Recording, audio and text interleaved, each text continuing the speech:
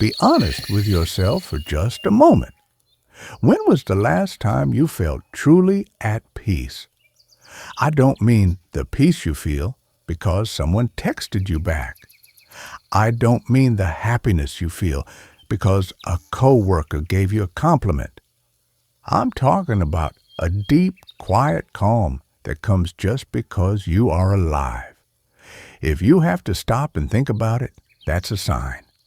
Most of us are living with a hidden remote control. We've handed that remote to the people around us. If they are kind, we feel great. If they are cold or silent, our world falls apart. You are essentially letting others decide if you are worthy today. The scary part is that they usually don't even know they have that power. I know how it feels to refresh your phone 100 times. You're waiting for that one message to prove you matter. I know how heavy the silence feels when you're waiting for validation. It's exhausting to carry that weight while pretending you're fine. If your mood shifts like the ground beneath you every time someone pulls away, listen closely. This isn't about becoming a cold person. It's not about shutting the world out. It's about learning to be whole from the inside out. Welcome to Elite Summaries. I am so glad you're here today. If you want to reclaim your emotional power, make sure to subscribe. Join our community of people who are learning to stand on their own 2 feet. Now let's talk about why we feel this way and how to change it. Think about the patterns that run your life. Most people never notice the background music of their own minds, but that music shapes every single thing you feel. It's the constant need for someone else to say you're okay. You might think you are independent. But ask yourself this: what happens when someone doesn't reply for hours? What happens in your body, not just your mind? Does your chest get tight? Does your stomach feel a little uneasy? Do you start replaying everything you said in your head? Are you scanning for a mistake you might have made? We weren't born this way. We were trained to be this way since we were children. Think back to when you were small. If you behaved well, you were rewarded with warmth. If you got good grades, you were celebrated. But if you made a mistake or made someone angry, you got the cold shoulder. No one had to tell you that your worth depends on others. You learned it through 1,000 small smiles in silent rooms. That lesson didn't go away when you grew up. It just became the way your brain is wired. Now, as an adult, it shows up at dinner with friends. Someone makes a small dismissive comment. Logically, you know it's probably nothing. But emotionally, you spend the whole drive home dissecting it. Or maybe someone you love starts acting a little different. Their texts get shorter. Their calls are fewer. Suddenly, you become a detective. You wonder what changed last Tuesday. You wonder if you are losing them. Your nervous system thinks you're in danger. Your heart rate goes up and your thoughts start racing. You feel this urgent need to fix things or reach out. But the truth is, this has nothing to do with safety. It's just that your foundation was built on what others think of you. Even the most successful people in the world fall into this trap. They work hard not just out of passion, but to be seen. Deep down, they are always asking if they are enough yet. They are waiting for the world to finally say, yes, you matter. Think about social media for a second. Why does a low number of likes feel like a punch in the gut? You know that a number on a screen doesn't define your soul, but on a primal level, it feels like being ignored in a crowded room. If your stability is tied to these reactions, you will never truly rest. You might have moments of peace when things are going well, but that peace is borrowed. And borrowed peace always has to be returned eventually. It's like building a house on someone else's land.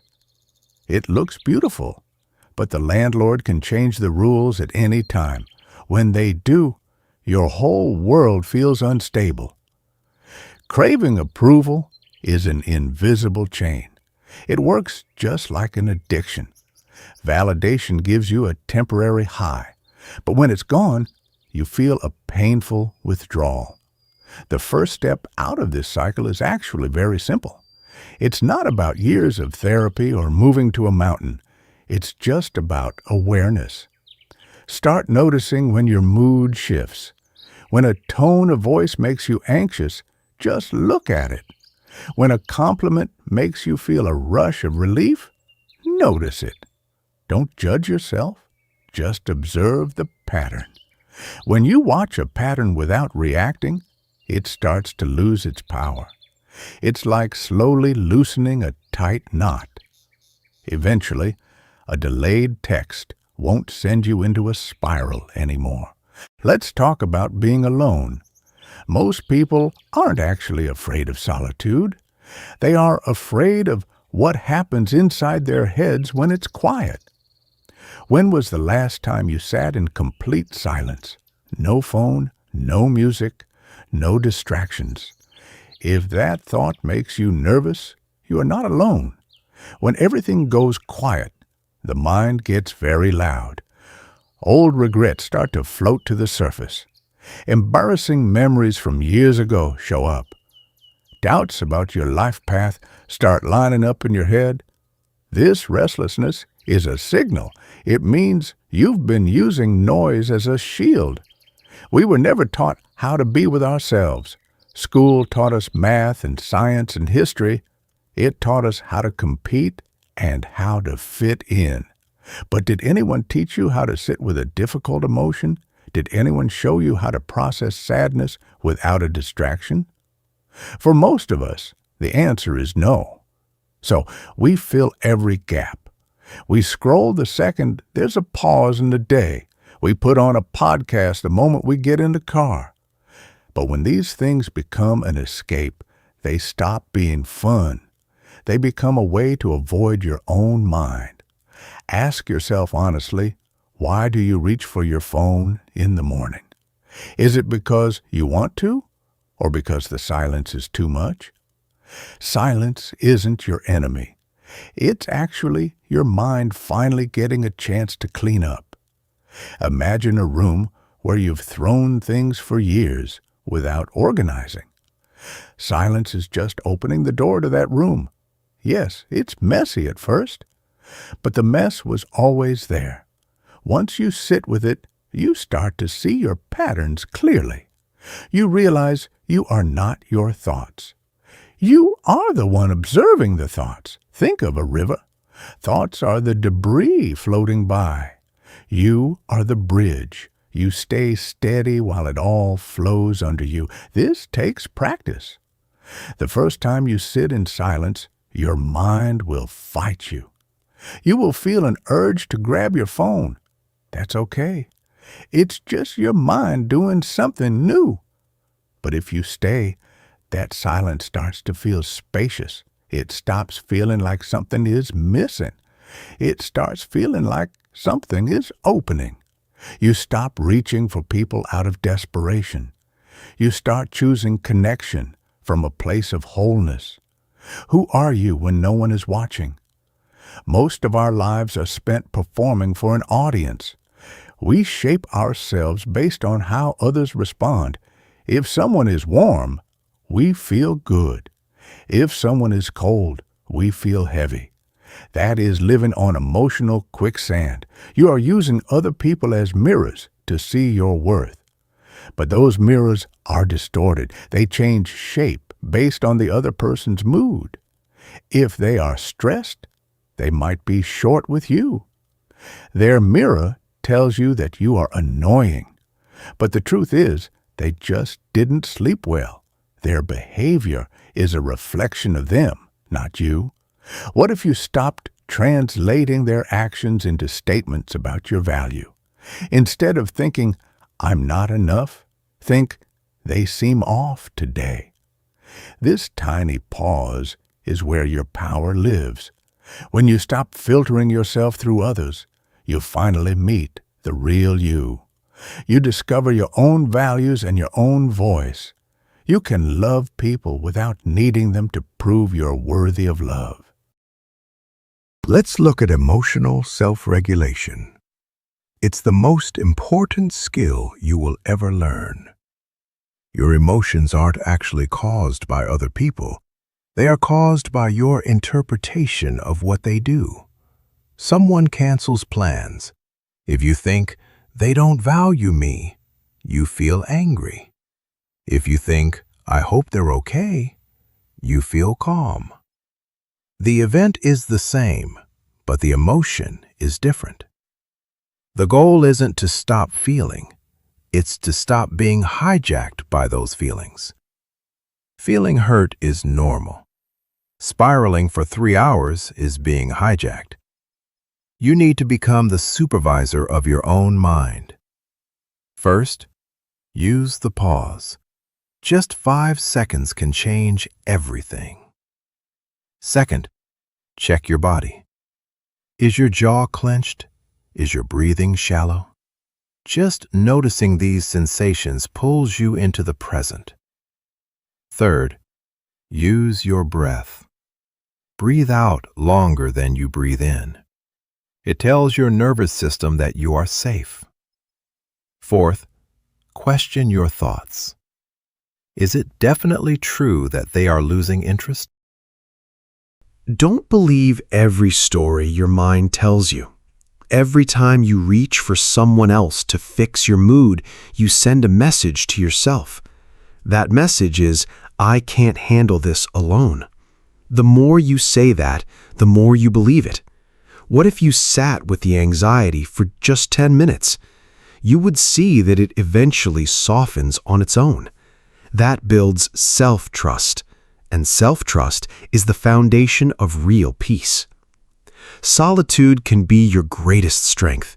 It's not a waiting room for the next relationship. It's a place where you get to hear yourself think.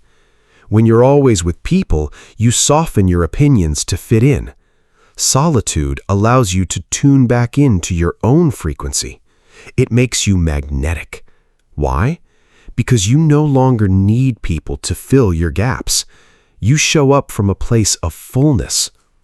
To stay steady, you need daily habits. Think about your first hour of the day. If you grab your phone immediately, you've handed over the remote control. You're letting the world tell you how to feel. Instead, protect that first window of time. Even 10 minutes of quiet can change your entire day. Ask yourself, how do I want to show up today? Practice real gratitude. Your brain is wired to look for what's wrong. Train it to notice what is working. Don't just make a list. Really feel the goodness of one thing. Move your body to release stored tension, and watch how you talk to yourself. If a friend spoke to you the way your inner critic does, would you keep them? Harsh self-talk doesn't motivate you, it erodes you. Speak to yourself with patience and compassion. The ultimate goal is to become whole. We've been told "you complete me" is romantic, but it's actually a dangerous idea. It implies you are a half person without someone else.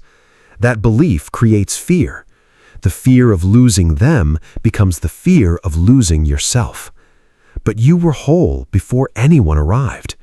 A partner can add joy, but they don't manufacture your worth. The emptiness you feel isn't a hole for someone else to plug.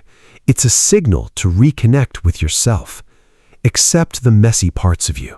Make peace with the fact that you aren't perfect. Build a purpose that doesn't depend on a single person. Find something that makes you feel alive independently. When you live from inner sufficiency, everything shifts. You stop scanning for proof that you matter. You send a text and don't monitor when it's read. You hear criticism and stay calm. This isn't about being cold, it's about freedom. It's about owning your own emotional experience. If you feel hurt, it's your job to manage that feeling. Don't hand that job to the person who hurt you. Every time you do, you give them your power. Your mind is a storytelling machine. It takes silence and calls it rejection. It takes distance and calls it abandonment. But your thoughts are not facts. Question the mental movies you are writing. Everything is impermanent. Don't be the rigid tree that snaps in the wind. Be the tree with deep roots that can flex and sway. Those roots are the habits and the awareness we've discussed. One day, you will wake up and feel it. The urgency to check your phone will be gone. The background hum of "Am I enough?" will be silent. You will be standing in a home you built with your own hands. You will realize that your peace was never meant to be borrowed. It was always meant to be built. You were never a half person waiting for an ending. You were always whole. You just had to stop asking for permission to see it. Now that you see it, don't let anyone extinguish that fire. This is your life. This is your freedom. Go out and live it every single day. Remember, the world can be unpredictable. People can be inconsistent. Circumstances can shift without warning. But you will still be okay. Not because nothing affects you, but because you are stronger than the storm. Your mind is your instrument. Tune it with care. Play it with intention. The work you do on yourself is the only work that truly lasts. Thank you for spending this time with us. Stay grounded, stay whole, and keep building that inner peace.